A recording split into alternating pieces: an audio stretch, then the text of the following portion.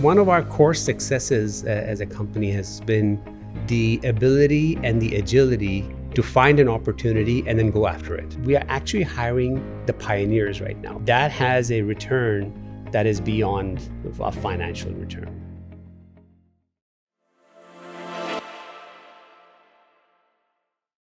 Hello and welcome to a new episode of the Saud Holding podcast. My name is Ole Michaelis and today I'm joined by Saud Abbasi, CEO of Emerging Markets, to discuss what it really takes to grow an automotive business in high complex, high emerging markets. Welcome, Saud. Thank you very much, Ole. Good to be here.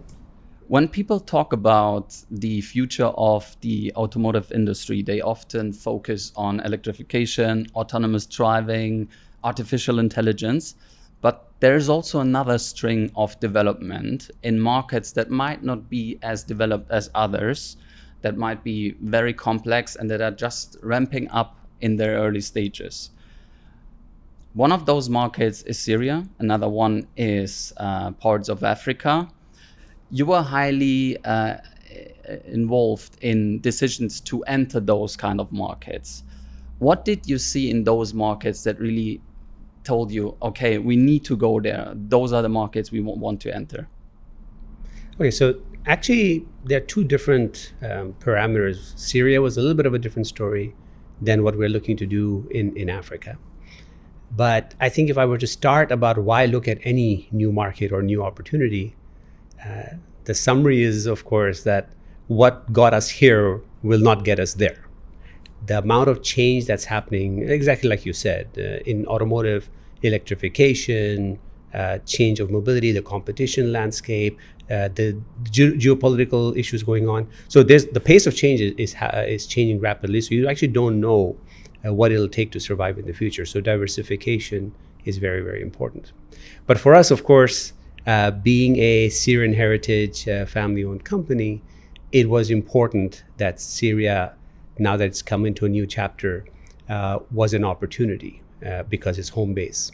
And therefore, whatever it takes, and it's probably, like many post-conflict areas, it's going to be a long-term investment and a long-term return. But it's because that's where our heritage is, we need to be there. And I'm very pleased with how we have progressed so far. There's a long way to go, but our roots that we've reestablished there are very, very strong. So that was the take on Syria. Africa is a little bit of a different story. Africa, certain parts of it, specifically my remit, which is more emerging markets. The point there is the next frontier of growth for any organization is areas which are developing now. Right? There's an opportunity to do things, and this is our DNA, right? As Saud Abbasi Holding, is we are good at doing business in difficult markets, and therefore Africa still poses a lot of opportunity.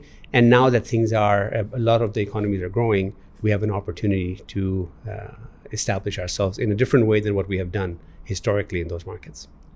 Great. Did you see any specific signals that made you want to go there right now at this specific point of time? One of our core successes as a company has been the ability and the agility to find an opportunity and then go after it. I think if you look at how our chairman has set the pace historically in getting into different lines of businesses, not just in automotive, in other verticals as well, it's about seeing that there's an opportunity here to do something, to meet a need, and then going after it very quickly so that you can optimize. For us then, of course, Africa has been there historically over the last 30 years of automotive experience. We have always had relationships into some of the major markets into Africa. Now, though, the opportunity that we saw was more related to there are economies which are now coming to a stage where maybe the risk levels are lower, the growth in the automotive industries is more, the opportunity to actually get to end customers directly rather than just through the B2B space is getting stronger. And people are still finding it difficult to do business there in some of those countries. And therefore we have an opportunity because that's where we are very good. So that's actually the approach that has put in the limelight, saying, where do we see an opportunity to grow? And that's where we're seeing some opportunity. Yeah, great.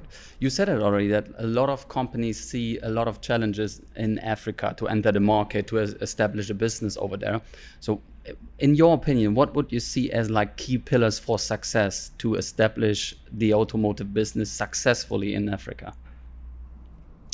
There are three things that I think will be very important that we are, at least for us, that we're looking at.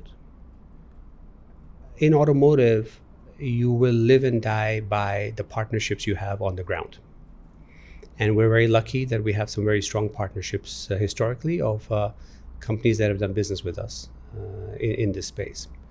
That gives us an ability to get into these markets, understand the market better, understand the customer better, and be able to move quickly on the ground. Second thing that I think is essential for companies that are coming from outside of the region particularly is in automotive again specifically, your logistics stability and your logistics efficiency is extremely important. And I think that's one of the core strengths that we have, not only because of our business that we do with Galega Logistics, which is a very strong supporter of the business that we do in automotive, but also through our partnerships with other logistics providers, other government entities that are supporting and establishing logistics hubs into Africa. So that's, to me, a second major crucial requirement to get right. The third, I think, and maybe I should have said that first, is something that actually Jude talked about in her podcast. Our people are what's going to make us successful. That's what has made us successful. Having the right people on the ground who are empowered and who have the entrepreneurial spirit to actually get things done. In high-risk markets or highly developing markets, you need to be able to turn left and right very, very quickly. You cannot do that if you're going to have to send an email into a head office and get approvals to do anything. So hiring people who are very strong in leadership, very strongly connected to the markets, have a very strong team that knows how to make the right decisions, or when they make the wrong decisions that they can adjust very quickly.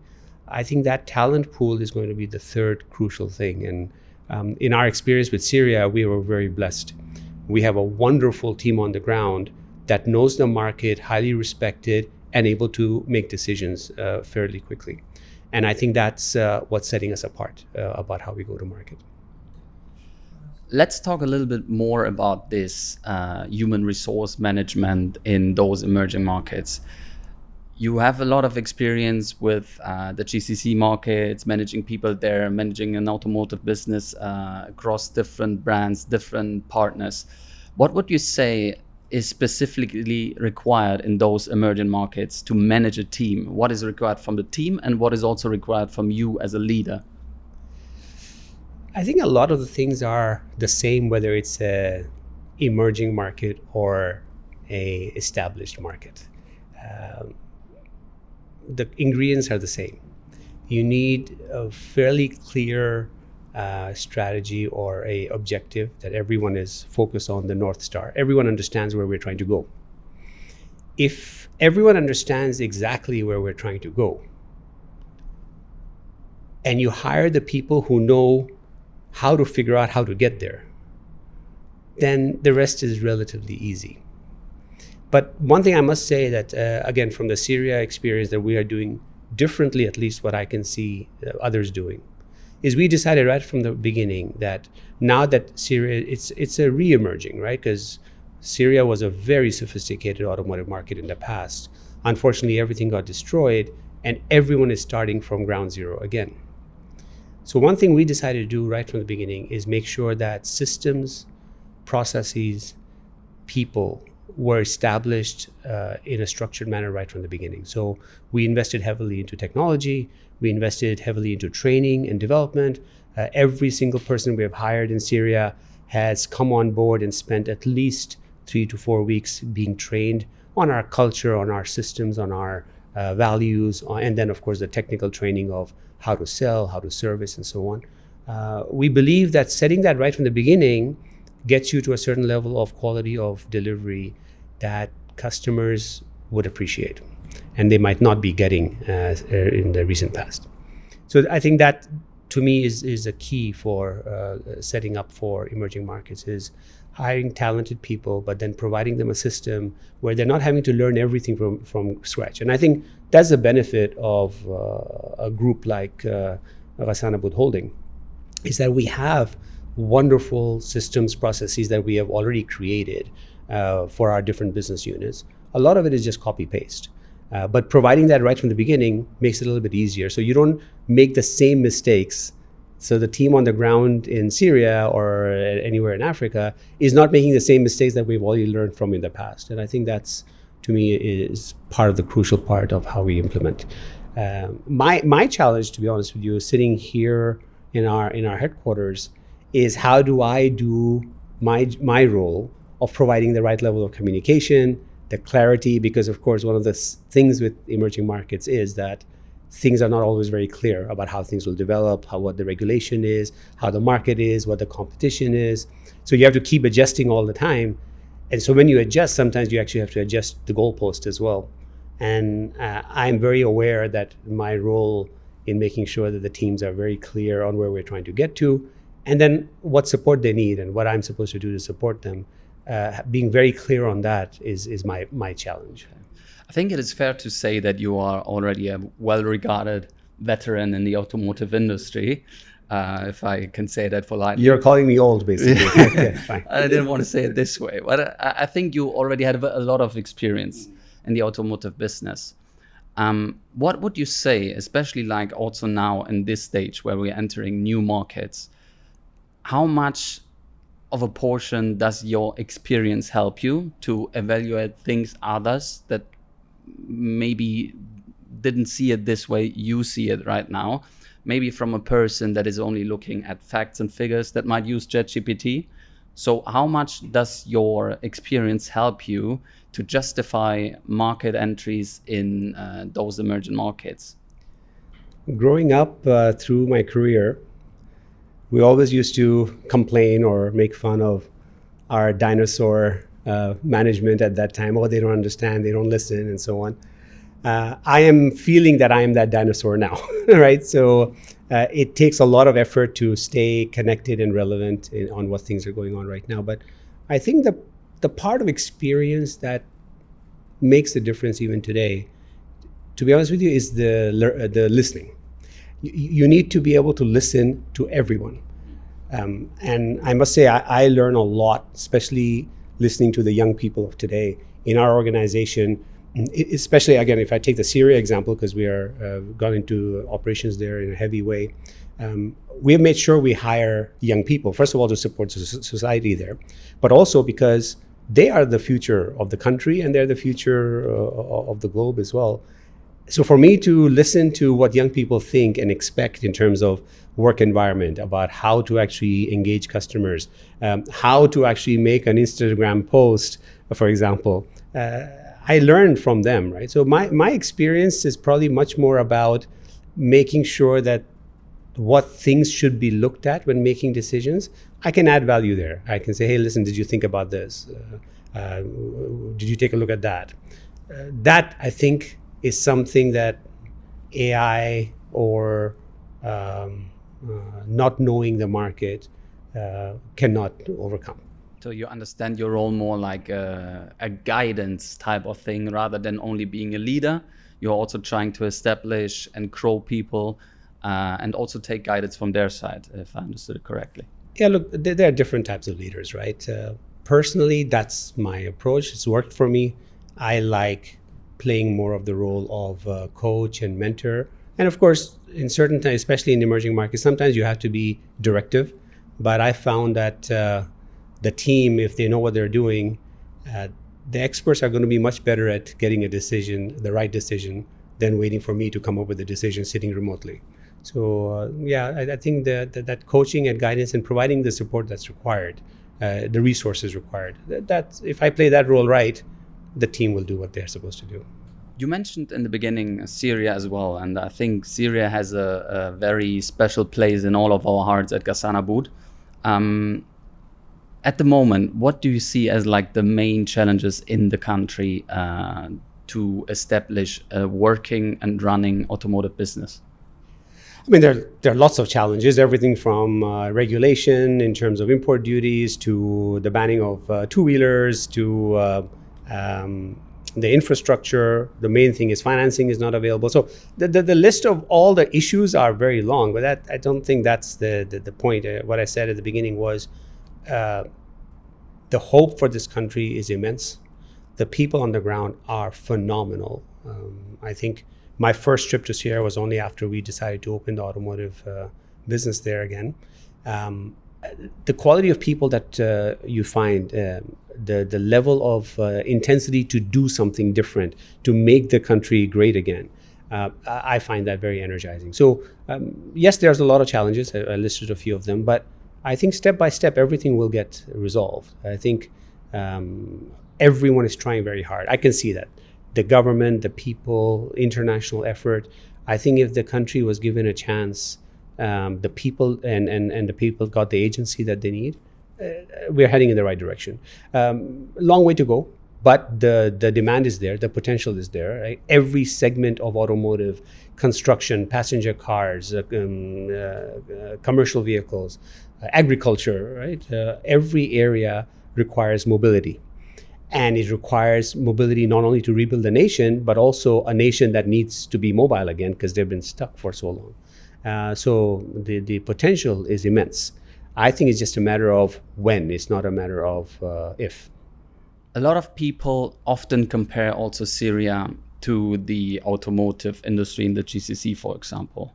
You're traveling to Syria quite frequently. I know that you also have some very good on-ground experience already. What would you say is like the main difference between the automotive industry in Syria versus the automotive industry in the GCC countries?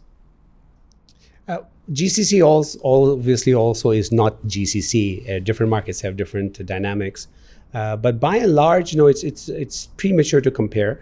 Customers in Syria do look at GCC in terms of specifications of vehicles, and especially because of the trade routes historically, you do see a lot of imports coming in from the GCC area. So customers are used to that in Syria. But in terms of usage and specifications and what's fit for the market, it's a mixed bag. It's not all necessarily GCC. So for example, GCC is very dominated by larger SUVs. Right? In Syria, you have more than 50% of the market is still B and C level sedans, so small cars. That will change now, of course, because there's a lot more availability coming in, and customer choice would be a little bit more global. Families will want to go more towards SUVs. So that is starting to happen, I see. But the market is not exactly matching. But of course, a lot of Syrians who were displaced have been in the GCC, and therefore they are used to seeing what the brands are here and what specs are here and so on. And so I expect that to have an influence, of course, in Syria. But at the end of the day, you live your life in Syria. If you're living in Damascus, you're living in Idlib, you're living in Halab, you're going to need the mobility that meets the needs of that market. And we will adjust to that as things move forward. Besides Syria and some parts of Africa, would you consider some other markets as well for potential market entries in the future? What would be interesting? So is it some regions in South America? Is it something in Southeast Asia? Do you have anything in mind that is upcoming right now that would interest yourself to go there? Frankly, right now, with what we have on our plate, with the expansion into Africa and then with what we're doing in Syria, I think for the midterm, we're probably just going to stay focused on this. There's no reason to look outside of that for now. I'd much rather do something very good and have a high quality of execution in the markets we're looking to go into right now, rather than going beyond these markets. And so I think for now that's going to remain the focus. And what would you say, like when people look back at this stage of expansion that we are currently in 5 years' time, what should they say about how it was done, how it was being executed, and how it was led? Good question. You'll have to ask the teams in 5 years. But look, the message that I've been given to the team, again, if I take Syria as a first example, we are we are actually hiring the pioneers right now. So we hired the pioneers last year. These were employee number one onwards. So our managing director, for example, Laith, who runs our Syria business for automotive, was employee number one. And so you are part of a legacy building, right? And so to me, personally, that's the important part. 5 years down the road, looking backwards, I want to be able to say that we started establishing a legacy. And I can tell you that the entire team on the ground, that's how they feel. They feel that they're building some foundations for the future. And that has a return that is beyond a financial return, right? So I'm very, very pleased about that already. But what I hope that in 5 years, what we are able to look back at is what we laid the foundation of gives us the returns in terms of quality of customer experience we provide, the talent development we have done. I want us to be known in every market we operate in. I want us to be known for the quality of talent that we develop. It's a contribution to society that you develop talent that even if they leave you, they perform very well in other places because that's your contribution to the society. And I think in emerging markets, we are going in not just to do business. So we're going to be part of that society. And so we have to make sure that we contribute in more than just trading. Yeah, I mean, I can totally understand that. I joined, as you know, in November last year, and one of the main motivation for me was also not being part of just the company, but also giving something back to the society. So that's something I haven't had in my career before, and I think that really motivates me because it gives you another dimension of work, so it adds much more meaning to it. Thanks a lot, Saud, for your time today, for the very insightful information you have shared with us. Thanks a lot for watching. Stay tuned for the next episode of the Ghassan Aboud Holding podcast. See you soon.